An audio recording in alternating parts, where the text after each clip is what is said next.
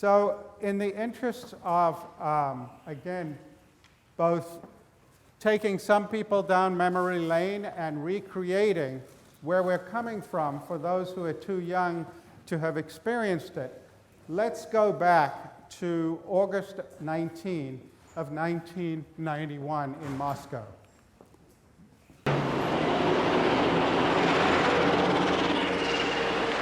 Mingling with the rush hour traffic, Red Army armored personnel carriers on the streets of Moscow this morning, heading to the Kremlin.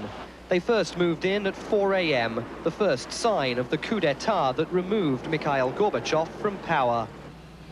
With tanks in Red Square, the official word from the new government, calling itself the National Emergency Committee, was that the architect of glasnost and perestroika was too ill to continue in office. A short statement reminiscent of the Soviet Union's past was broadcast by state television. В связи с невозможностью по состоянию здоровья исполнения Горбачевым Михаилом Сергеевичем своих обязанностей президента СССР на основании статьи 127 пункт 7 Конституции СССР вступил в исполнение обязанностей президента СССР с 19 августа 1991 года вице-президент СССР Янаев. By mid-morning, APCs were ringing the Defense Ministry and most government buildings. From many people on the streets, the reaction was one of sheer surprise and resignation. So that was a pretty dramatic moment in August of 1991. And the coup, of course, was being prosecuted against Mikhail Gorbachev, who had come to power as the head of the Soviet Union in 1985. Leonid Brezhnev had been General Secretary of the Communist Party for a number of decades after Khrushchev, but he died in 1982, and it was an aging Politburo, and he was replaced in quick succession by two transitional figures, one of whom died after 14 months and the other who died after 11 months. And so when Gorbachev came to power in February of 1985, there was a lot of head-scratching going on in the West as to what would become of the Soviet Union. And he rapidly transfixed people both at home in Russia, as the Soviet Union as it then was, and abroad. He seemed to be a different kind of politician. He was extremely charismatic. He was much younger. He could talk and behave like a Western politician, and he quickly went on a kind of charm offensive around the world. He developed a strong rapport with Ronald Reagan, which led to arms reduction talks in Reykjavik, and he began the processes of what he called perestroika and glasnost. Perestroika is Russian for restructuring, and he planned fundamental restructuring of the Soviet economy. He had become convinced that the old command system didn't work and had to be reformed. Glasnost was basically free speech, that they began opening up the state-controlled media. They started creating much more access to different media outlets. They allowed criticism of the regime that had been unthinkable until that time, and it seemed like the Soviet Union was really beginning to change. And then, of course, in 1989, when the revolutions happened across Eastern Europe that I talked about last time, the Soviet Union did nothing. They didn't intervene as they had previously intervened in Hungary. They did not do anything to stop the departure of the East European countries from the Soviet bloc and the transitions that were by then would soon be getting underway. And Gorbachev was seen as this radical reformer. He was a reformer. He was not a revolutionary. and he thought that he could adjust the Soviet system in a gradual way to some new order. But as he did that, of course, he ran into a lot of pushback from vested interests, from communist ideologues who didn't want change. And he was fighting a battle both against them and, as we'll see in a moment, against reformers who thought that he was going too slowly. In any event, in the summer of 1991, the hardliners clearly had the upper hand, and they locked him up in his dacha on the evening of August 18th, and that was the coup that appeared to be well underway by the next day. But things were not so simple, and history was going to play out a little differently. So this is what happened a few minutes later. Tanks were also positioned outside the Russian Parliament building, Boris Yeltsin's headquarters. The democratically elected president of Russia was soon striding out of the building to address a crowd of supporters. His own radio and television stations by now occupied and forced off the air, he climbed aboard one of the Red Army's own tanks and said the coup leaders had disgraced the Soviet Union. Они дискредитируют Союз перед всем миром, подрывая наш престиж в мировом сообществе, возвращает нас к эпохе холодной войны и изоляции Советского Союза от мирового сообщества. Все это заставляет нас объявить незаконным пришедший к власти так называемый комитет.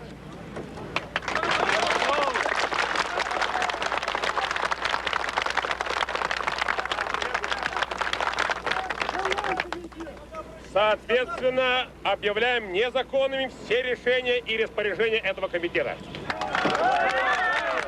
And he went further, calling for civic resistance to the hardline grab of power. Обращаемся к военнослужащим с призывом проявить высокую гражданственность и не принимать участие в реакционном перевороте.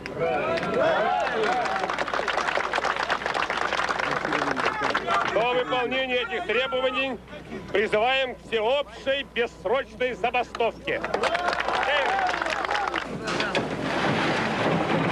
Yeltsin's supporters reacted with their bare hands, building makeshift barricades with whatever piece of disused machinery or brickwork was available.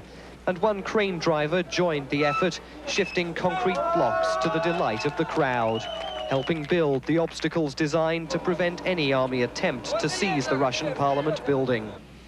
No attempt was made. One army commander loyal to Boris Yeltsin, Colonel Konstantin Kobyets, tried to reassure the crowd. Что все, кто носит военную форму, у которых бьется нормальное, честное сердце гражданина России, никогда не позволит того, чтобы армия выступила против своего народа.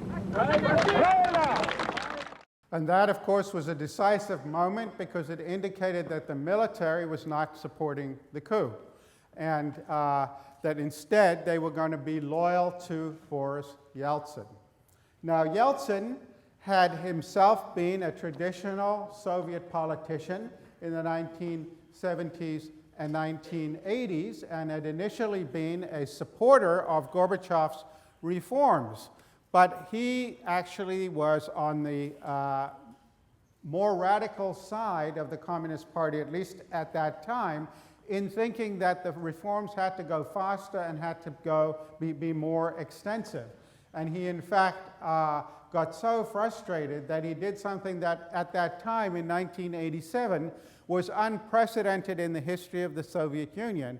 He resigned from the Politburo of the Communist Party. And nobody had ever done that before. There was consternation, and it was sort of covered up in that, in the end, Gorbachev fired him. And there was then some pretty significant conflict between them. And it is said that in the midst of all of this, Yeltsin actually tried to commit suicide at one point. And in any event, he left the Communist Party and started to reconstitute himself as a Russian politician, and eventually would run for to be a member of the Russian parliament. So he had done that, and in fact, in June of 1991, so we're talking about 3 months before the coup attempt, he had been elected president of the Russian parliament.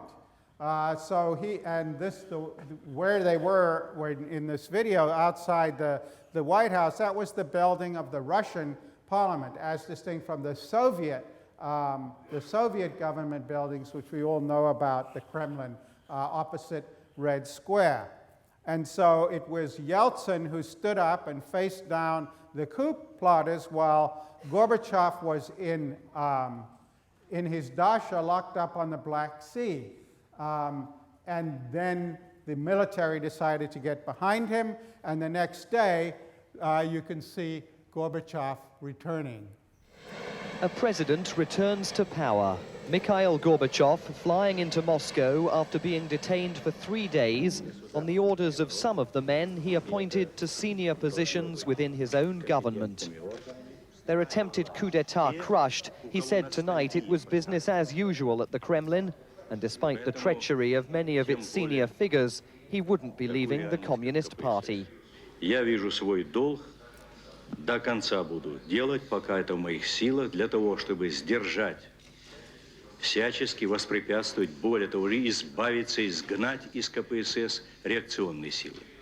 Мы должны все сделать для того, чтобы реформировалась партия и стала живой силой перестройки. Gorbachev said tonight he'd made mistakes by putting his trust in men who would try to topple him. Many here now believe he's making another mistake by staying within a communist party that's so widely discredited after the events of this week.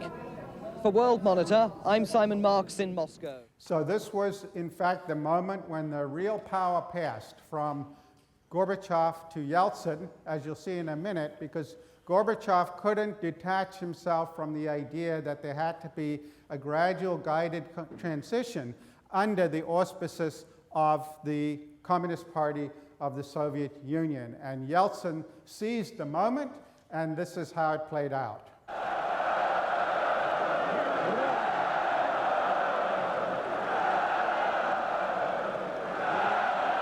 A president gets the cheers. He used the occasion to call for increased power for the Russian government and thanked his people for staying loyal.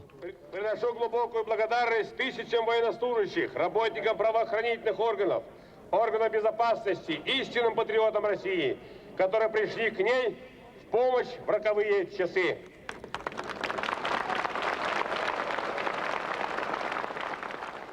Present at the rally, many of the men who once served with Mikhail Gorbachev, economic advisor Stanislav Shatalin, and former foreign minister Eduard Shevardnadze. The men who helped mold Glasnost, now siding with the man of the hour. The mayor of Moscow, Gavril Popov, said to regain the support of the Democrats, Gorbachev had to break with the Communist Party and recognize its 7 decades in power were at an end. Joining the celebrations, Gorbachev's former press spokesman Sergei Grigoriev and his wife. After 3 nights on the barricades, he says his old boss faces a fight to take the political high ground. But I think that he will have to define his attitude and to elaborate his position very quickly. Otherwise, his days in power might be counted. You can see, judging by the rally and by the attitude of the people, that the democratic movement is actually gaining strength. At the end of the rally, the Russian flag was hoisted above the parliament building in place of the hammer and sickle.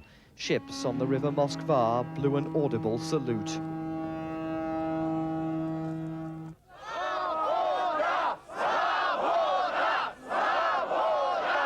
Within an hour, the crowd was heading to the seat of Soviet power, Red Square and the Kremlin. A tide of people bringing with them the banner of independence, a huge Russian flag, and shouts of "Down with the Communist Party."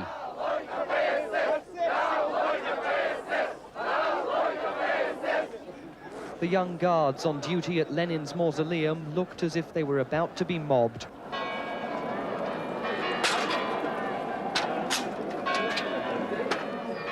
When the time came to change the guard, the normally solemn ceremony was derided by the crowd, a communist shrine now openly mocked.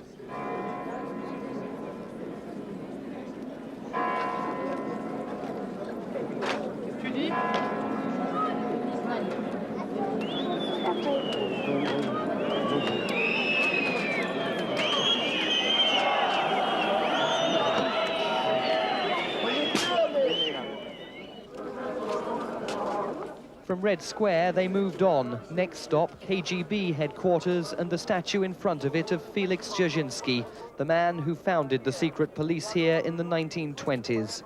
Yeltsin's spokesman promised them a crane would be brought in to bring the monument to the ground. Former Gorbachev supporters say the Russian president now has a better feel for popular sentiment than the leader in the Kremlin. I think that with his democratic instincts and his feel what the people want and what the people need, he's really turning himself in man number one in the Soviet Union in terms of popularity and in terms of appeal to the mass.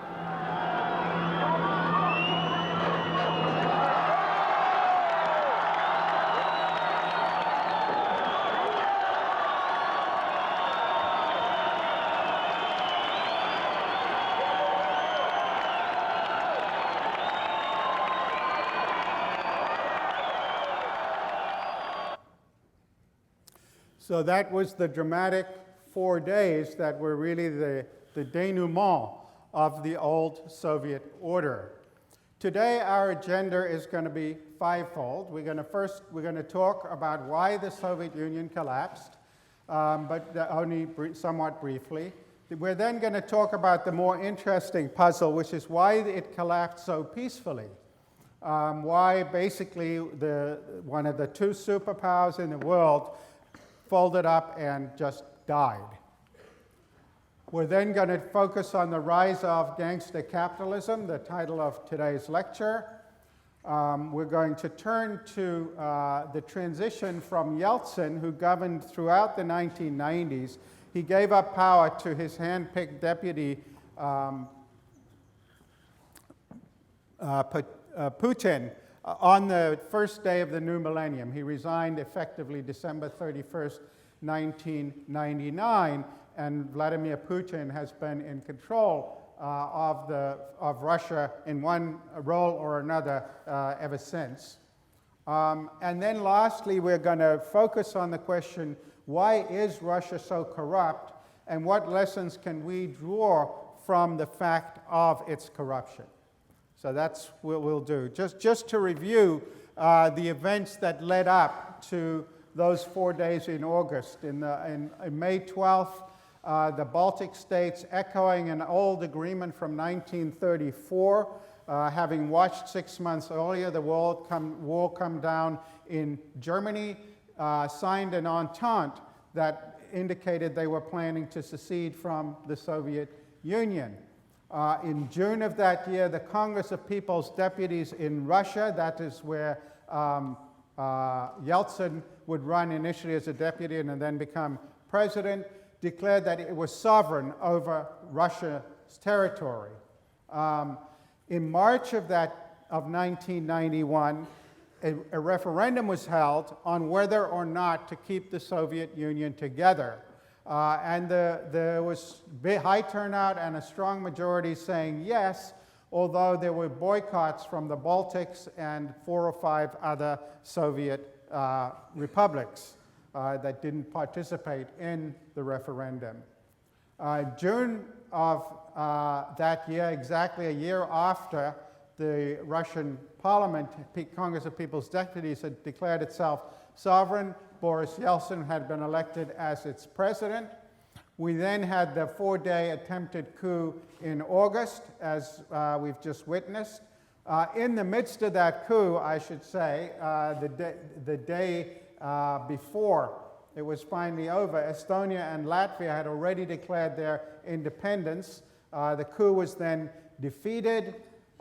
Ukraine held a referendum and voted to secede. And then Yeltsin met with the Ukrainian president secretly and agreed that the Soviet Union no longer existed. Gorbachev was still chasing the horse out of the barn that had long since left him behind. He declared the agreement illegal and dangerous. But in December, leaders of the 11 remaining republics met in Alma-Ata, now known as Almaty, in Kazakhstan, to essentially declare the Soviet Union dead and constitute the CIS, the Confederation of Independent States. At that point, Gorbachev realized he had no choice, and he resigned on what we think of as Christmas Day, but not Christmas Day in Russia, which comes later. And at the end of the month, the Soviet Union ceased to exist. So why did the Soviet Union collapse? Any thoughts? What's the first thing that comes to somebody's mind when we ask, why did the Soviet Union collapse? There was an arms race, and why would that have? We'd had plenty of arms races. We had arms races all through the Cold War, so it certainly contributed, but why else? Yeah. My parents remember how they were waiting to buy sausages, like in the market. You couldn't buy jeans. The shops were empty. You couldn't buy anything, right? You couldn't buy anything. The GOM department store in Moscow, which is the biggest department store right off Red Square, sort of 6 or 7 story apartment store, was empty. There was nothing in it. You could buy things. There was a black market. You could buy things to some extent on the black market, but there's a hugely inefficient command system that had basically ceased to function. And the Soviet Union was dependent on this system, but the great difficulty with the command economy, and we'll talk about this more next week in relation to some of the other former communist systems, is that the people making the decisions have very bad access to reliable information. Prices are set by decree, not in response to supply and demand.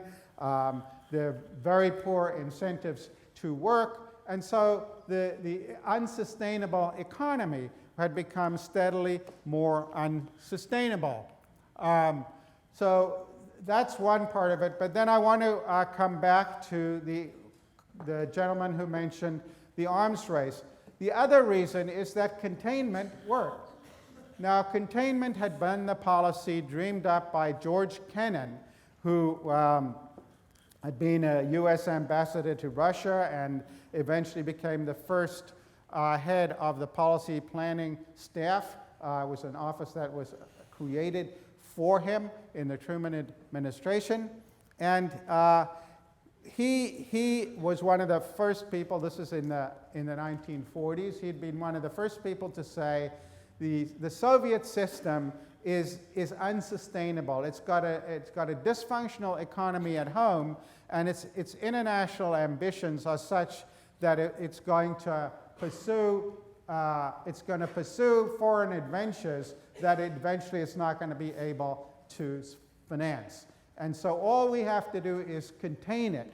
We don't need to go to war with them. We just have to contain them, prevent their expansion, and wait. There were various disagreements about what containment meant. We'll talk next week. For instance, he was opposed to forming NATO even, which he thought would unnecessarily militarize the conflict with the Soviet Union, and eventually he resigned from the government and went off in a huff to Princeton. But very largely, the US in Europe did follow the policy of containment. What changed in the 1980s was two things which increased the fiscal pressure on the already highly pressured Soviet system. One was that they got involved in a quagmire war in Afghanistan. They invaded Afghanistan in 1979, having failed to learn from the examples of the British and others who had tried to invade Afghanistan in the past. A very difficult country to invade given the terrain. They spent the entire 1980s embroiled in this war in Afghanistan. It was their fear of the rise of Islamic fundamentalism, which they thought would infect the other Asiatic, would start to infect the Asiatic republics of the Soviet Union, and so they were very nervous about it. And it was a huge fiscal drain, a failed war. It was the Soviet Union's version of our Vietnam War. And then secondly, when Ronald Reagan came into office, he announced Star Wars, which increased the cost of the arms race to the Soviets by an enormous amount. So these were the reasons why the Soviet Union eventually just creaked and fell apart. We could spend the entire lecture unpacking them, but this is not a course about the Cold War. What I want to put our attention on is, why was the collapse so peaceful? You know, you would think if somebody shoots an elephant, it's going to stumble around and do an awful lot of damage before it finally collapses. This elephant basically just knelt down and died. And that's quite remarkable. Any thoughts or intuitions about why it ended with a whimper rather than a bang? Yeah. There was a sense of desperation throughout the entire population, whether it was waiting in line for any store, any product, or being overly bunched up in housing. The lack of jobs and the lack of innovation made the people very desperate and depressed. People were desperate and afraid, but my real question is about the elites.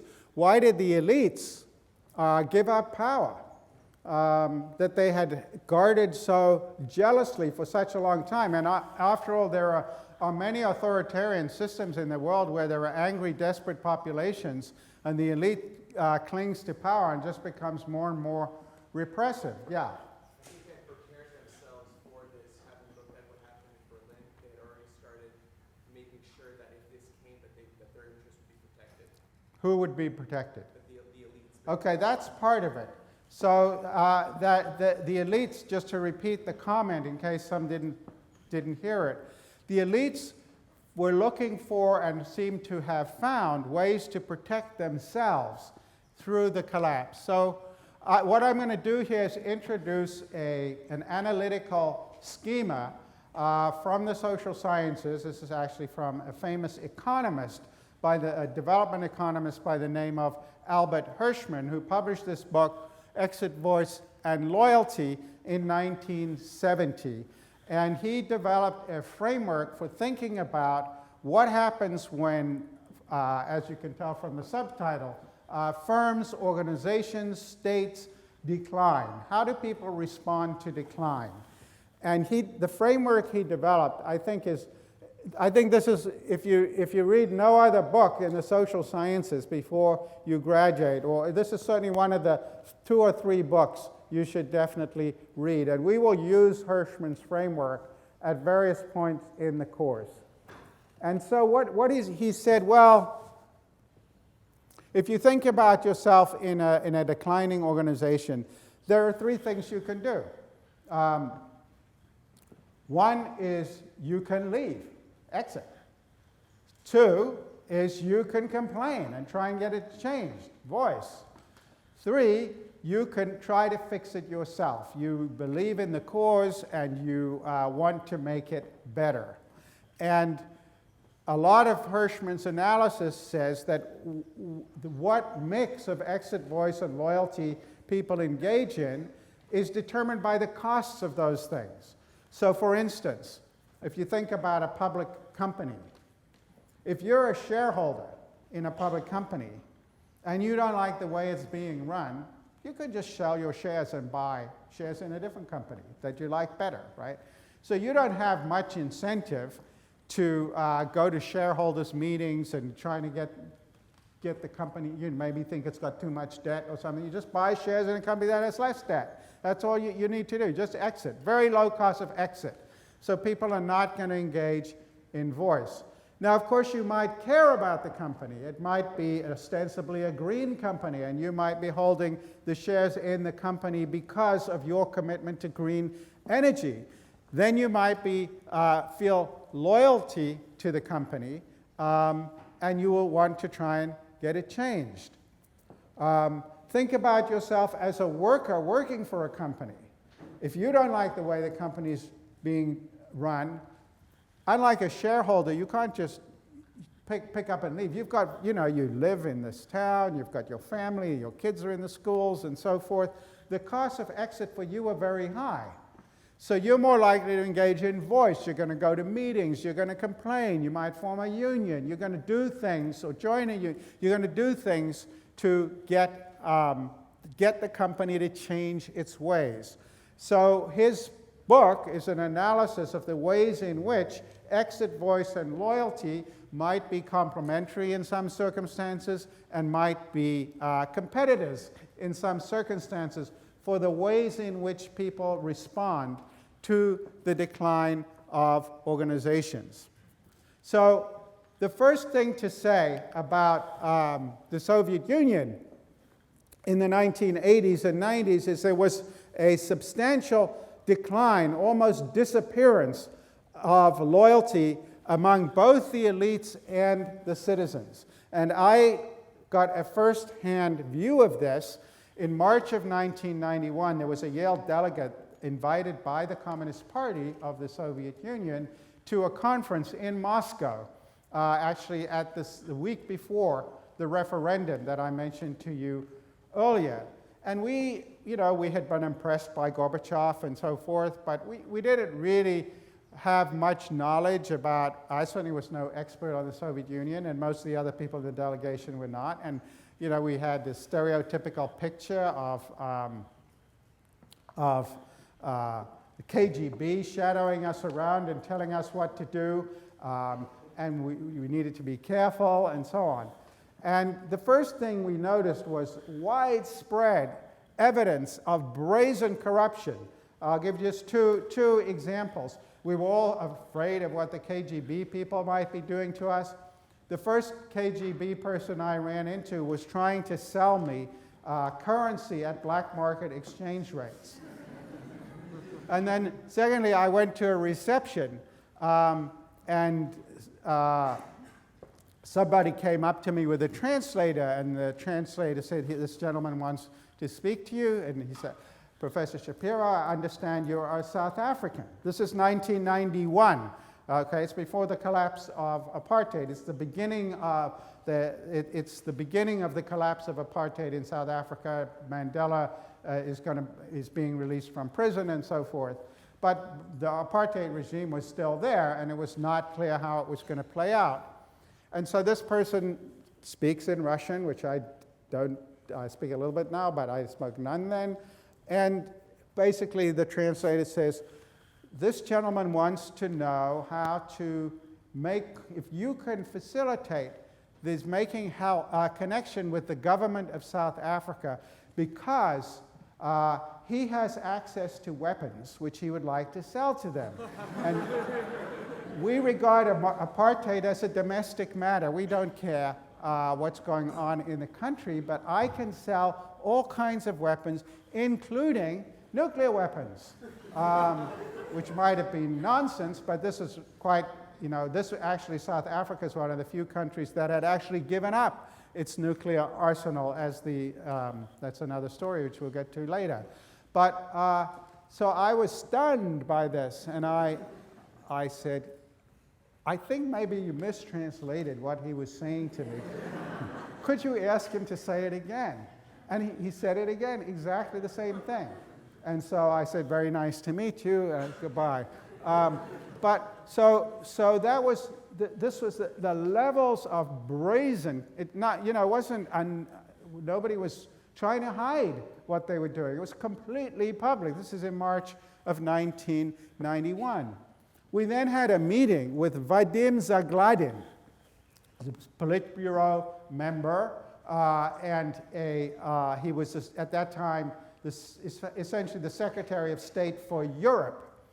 And he gave a speech. And he said, we have concluded that the Soviet system is unsustainable. It's got to be replaced from top to bottom. And we were stunned by this. And that a leading official in the Politburo of the Communist Party of the Soviet Union was essentially saying the system is bankrupt. And then he gave a speech, and we went around the room, and it was clear it was a kind of situation where you're only going to get one question, so you better think about what the right question is. So when it came to my term, I said, Mr. Zagladin, when did you conclude that the Soviet Union was unsustainable? And he didn't blink. He said, 1978. He said, I was in the Young Communist League, actually with Gorbachev, and there was a whole cohort of us who concluded that the Soviet Union was unsustainable. So here you had a country led by a cadre of elites who didn't believe in the public ideology of the country. And so, of course, they had no loyalty to the public ideology of the country. It simply had dissipated. And then some of our hosts invited us to meet with various more radical factions of the Communist Party of the Soviet Union, who were more like activists and so on. And by then we'd been there for about a week, and we thought, we were getting some grip on this situation. So I met with this group of they were members of the Communist Party, political activists, and I had the temerity to say, well, wouldn't it maybe be a good idea to transform this economy in an ordered and gradual fashion? And they started screaming at me, calling me a Stalinist and a reactionary, and so it was just, these are just three pieces of evidence, but everywhere you went, there was nobody who was defending the idea that, whatever the sorts of, nobody had the sort of attitude that Gorbachev was expressing in that final video where he said, I'm a loyal member of the Communist Party and we have to fix it, even though it had turned on him. So in terms of loyalty, Hirschman's category of loyalty, by 1991, loyalty was pretty thin on the ground. But let's think about exit. Exit, in some ways, turns out to be even more interesting. So, as I said, with the example of a company you don't like, you can just sell the stock. If the costs of exit are low and you don't have any loyalty, why waste your time trying to change an organization? And so, what was it that reduced the costs of exit? So there were some fortuitous political things. So if you think about, I already mentioned, Boris Yeltsin had been a member of the Soviet hierarchy for much of his career, but he had the opportunity to go off and be in the Russian Federation and eventually become president of the Russian Federation. Edward Shevardnadze, who had been the foreign minister of the Soviet Union, could go off and become president of Georgia, which he did. So there were places for these people to go. And these, of course, are the high visibility people, but many of the lower visibility people in their entourages and so on could go with them. So there were opportunities for political exit for the leading figures and subordinate figures in many of the figures of the Soviet hierarchy. But what I want to spend more time is that the economic costs of leaving, of giving up, had reduced, had come down. And this leads us into the discussion of the rise of the oligarchs, the rise of gangster capitalism. So where did the oligarchs come from? They came from a variety of places. Just to mention some. One was the dynamics of the collapse itself.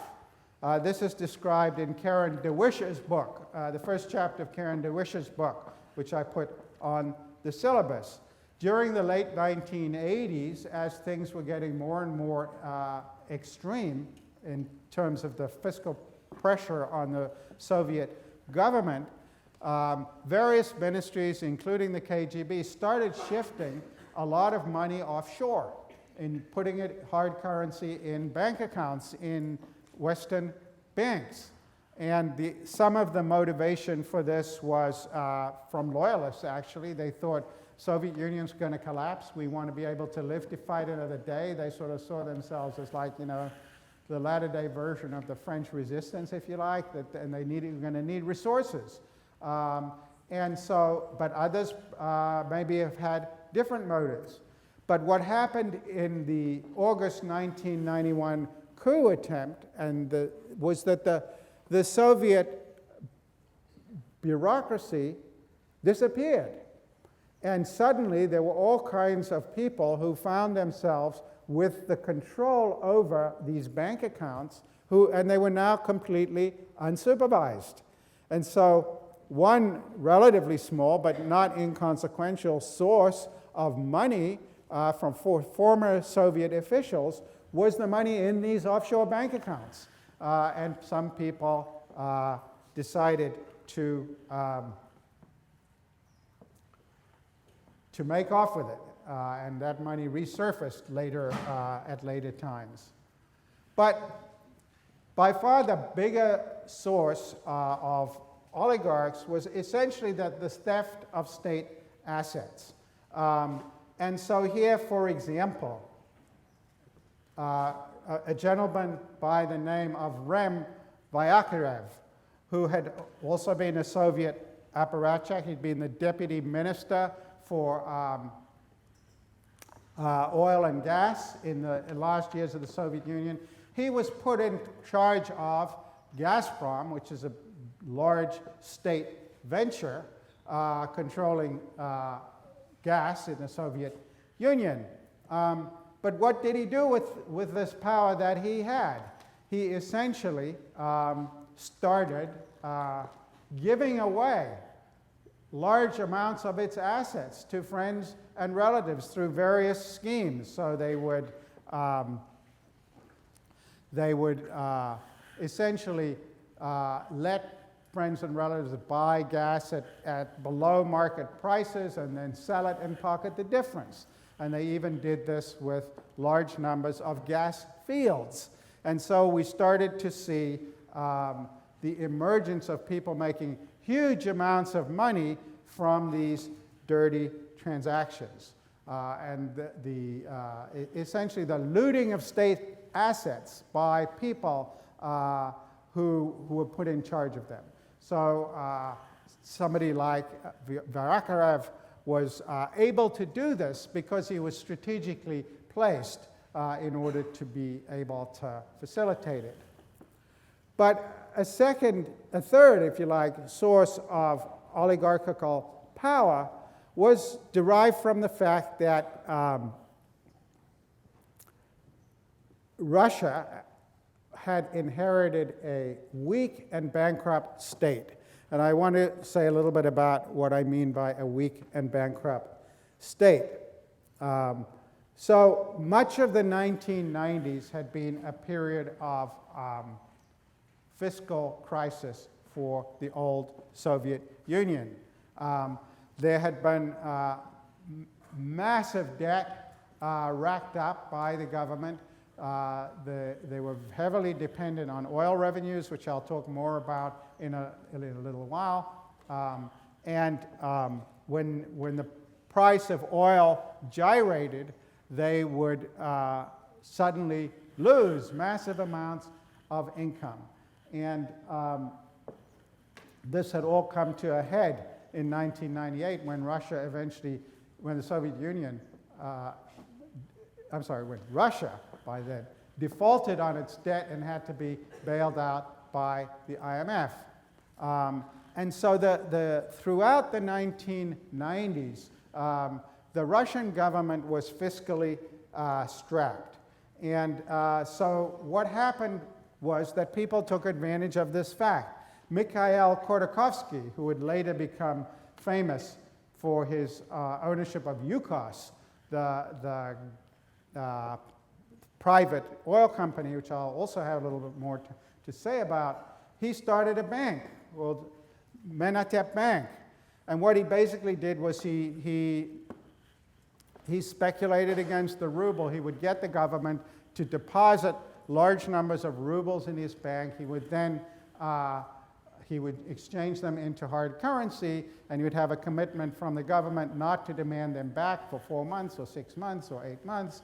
And so essentially could speculate against the ruble, making large amounts of money. And he would pay it back later in less valuable funds. So there were people doing that kind of thing. And then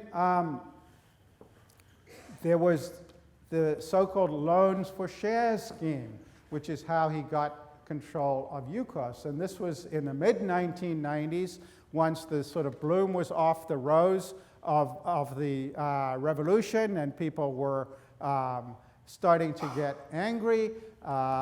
Things weren't improving fast enough. Population was hungry, and it didn't look good for Yeltsin's re-election. There was looming elections in 1996, and there had been something of a communist resurgence. They did extremely well in the 1995 legislative elections.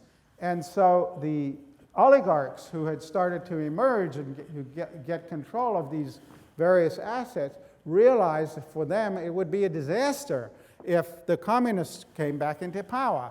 And so they decided to get massively behind Yeltsin. And they did two things. One was the so-called loans for shares, where they essentially lent the government money in return for shares in state companies. And Khodorkovsky did this with respect to oil. And of course, later on, the government couldn't repay the loans, and so they would get to keep the shares. And so this was another way in which a lot of these state assets were looted. But then they also just poured money into Yeltsin's re-election campaign in 1996, and he was handily re-elected against the communist candidate in the second round. So basically, the oligarchs managed to emerge by taking advantage of the fact that the former Soviet Union was broke, and Russia in particular was broke for the vast majority of the 1990s. Then at the end of the 1990s, as I said, by then even the Communist Party had sort of gotten religion about capitalism. The Yeltsin had reappointed many former communists to his government, but they got behind the reforms anyway, and so we saw that capitalism was not going away in Russia anytime soon, even though the country was staggering from debt crisis to debt crisis pretty much for the bulk of that decade. In comes Putin. And now we start to see a very different politics and economics emerging. And so what I want to do now is focus on how Yeltsin and how Yeltsin's oligarchs, if you like, were rather different from what was coming down the pike. So what I've said so far is that the Soviet Union at the end of its years, and certainly Russia in its first decade as a sovereign country, had a very weak state.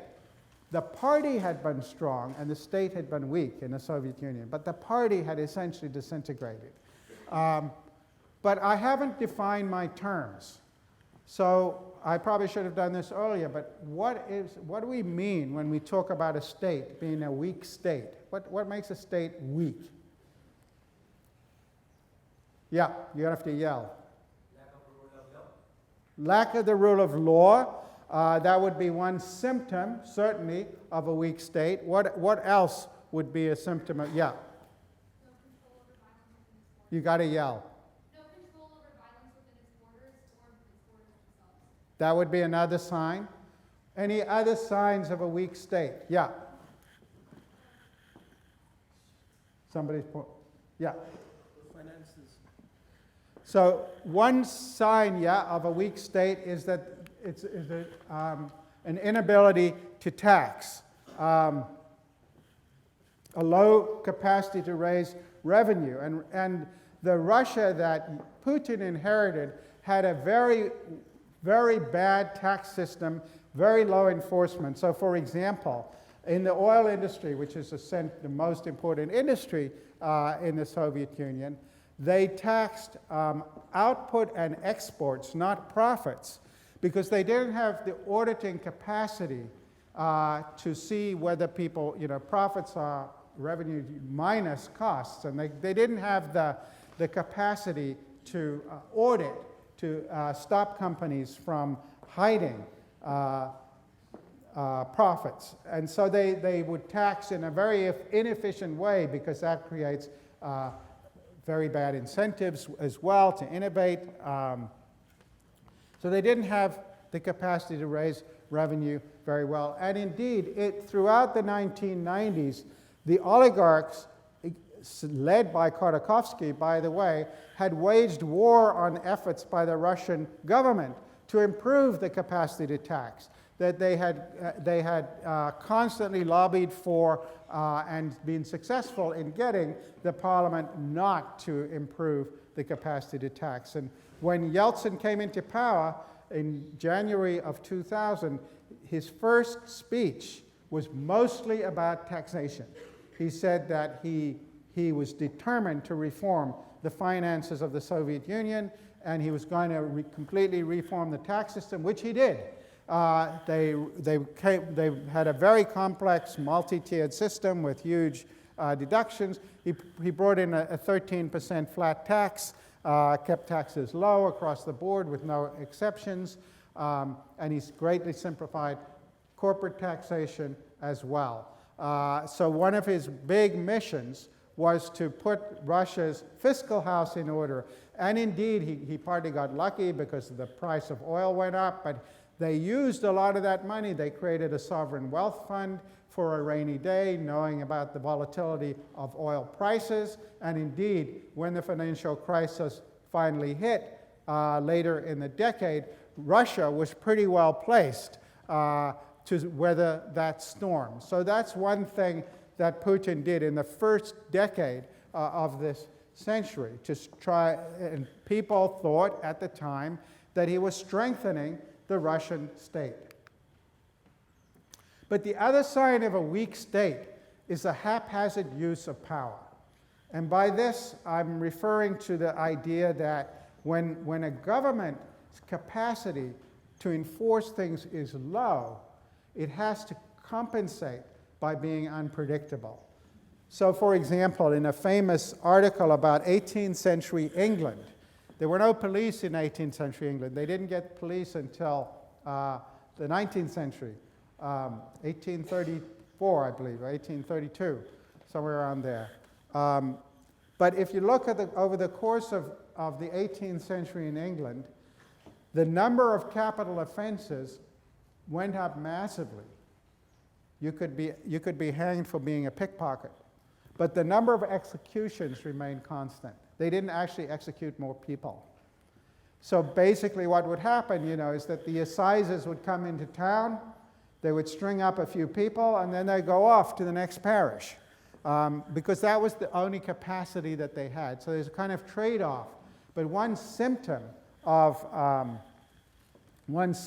a weak state is the haphazard and often dramatic use of power in this way. And anyone who's read Foucault's Discipline and Punish the opening pages of the gory execution of somebody on the scaffold is again an illustration not of a strong state, but of a weak state.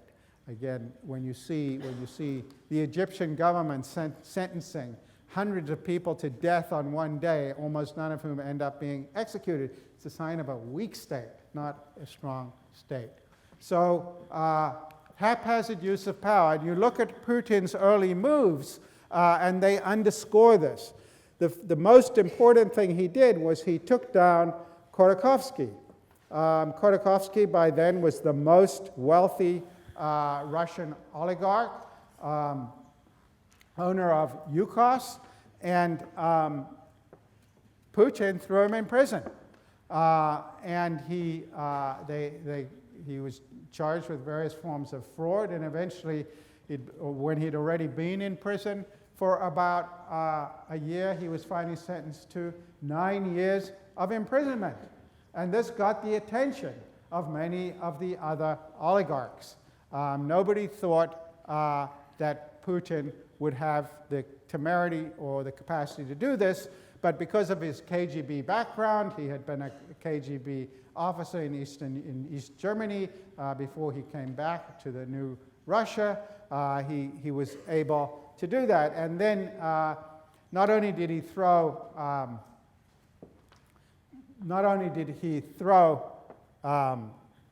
Khodorkovsky in prison, he basically seized back through a complex transaction, which I'm not going to describe, much of Yukos and claimed it for Rosneft, the state oil company. And then he took down Vyakarev, who, as I said to you earlier, he had essentially been giving away gas fields and profits and so on. William Browder, about whom I'm about to tell you a little bit more, had exposed this. William Browder was the head of the Hermitage hedge fund, and he had done a lot of research on the way in which these gas fields were being given away and published them in the New York Times and elsewhere, and Wall Street Journal, Financial Times, and so on. And everybody thought, this guy is crazy. He's going to get himself killed. But Putin responded instead by firing his chief of Gazprom, and again, reclaiming many of the assets that had essentially been given away at bargain basement prices. So Browder's worth pausing to think about for a minute. He was actually the grandson of Earl Browder, who had run as the communist representative against FDR for the US presidency in 1940. But he didn't get along with his family traditions. His parents had also been very much on the political left, and he didn't get along with his parents, and he thought, how can I annoy them the most? And the way I can annoy them the most is by becoming a capitalist. And so he had gone to Stanford Business School and worked for Boston Consulting Group and got himself to be in on the ground floor for the first Polish privatizations in 1989 and 1990. And then he had gone to Russia. And he became involved essentially he built up the biggest, at that time, by far the biggest hedge fund in the Soviet Union. It soon became worth well over $1 billion. And the way he did it was by taking on Russian corruption in firms. So the first company he bought an oil company, and he had some shares in this company. And the management of the company decided to respond to this by diluting his shares. Essentially, they were going to offer a whole block of new shares, but not allow him to buy any. so effectively diluting the value of his shares. And he filed a shareholders lawsuit. Again, people said, you're crazy, you're gonna be killed. And he prevailed. And the share dilution scheme was stopped. And again, when he went after Gazprom and exposed what they were doing, he was convinced that he had figured out what he could do and that he was immune because he was a foreigner. He's a famous person today for reasons that will be obvious from this video clip. Joining us first on CNBC to react, the man in question, Bill Browder, Hermitage Capital Management. Bill, good to have you here. I bet you're not surprised to hear Vladimir Putin refer to you directly. It's not the first time, and it won't be the last time. Vladimir Putin is very mad at me.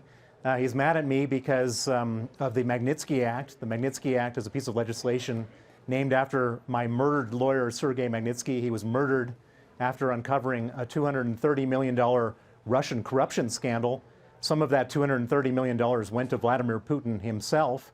And so Putin feels personally exposed and potentially at risk of having his assets seized in the West. And so every chance he gets, he tries to get foreign countries to come after me. This is just one of many of his attempts. He leveled an accusation at you that you funneled and helped funnel lots of money to Hillary Clinton, did you? I did not. I did not. I'm not a U.S. citizen. I don't live in the United States. I've been living in Britain for 29 years.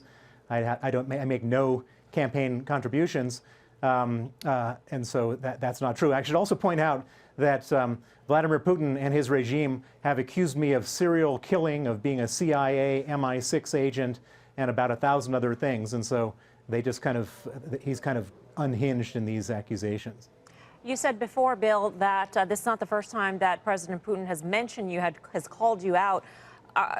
What is your reaction in terms of your personal security after such a news conference? Do you increase it? Do you look behind you when you're walking down the street a little bit more often? Well, my personal security has been at risk for a very long time. This is not, this struggle that I'm having with Putin has been going on for 10 years. I mean, just a month ago, on May 30th in Madrid, I was arrested on a Russian Interpol arrest warrant by the Spanish police. Thankfully, Interpol contacted them 2 hours after I was arrested and made sure I was released. But the Russians have been coming after me for a long time, and so I'm not surprised. It doesn't change anything. I'm always on high alert. And there's a lot of people around the world, governments, people, who are looking after me. So what had happened with Browder was that he believed in his early years of the Putin regime, he believed that it was all due to his own acumen as an investor and his status as at that time he was a U.S. citizen, that he was able to go after these oligarchs. What he didn't understand, and that he learned later, was that he was pushing against an open door because he was going after Yeltsin's oligarchs, which Putin also wanted to get rid of. But once he started going after Putin's oligarchs, he ran into a brick wall. His accountant and lawyer, Maglinsky, was killed by the Russian police in a horrific scheme that's described at great length in his book, Red Notice. And he then went on this crusade to get the Maglinsky Act passed, which enables the U.S. government to seize the assets of oligarchs who are involved in illegal activities, and which was used after the invasion of Ukraine in 2014. And that's what the famous 2016 Trump Tower meeting was about, that the Putin regime was trying to get Trump to promise that they would repeal the Maglinsky Act. And so that saga is ongoing. So Russia is one of the most corrupt countries in the world. You can see here, it's up there with countries like Nigeria.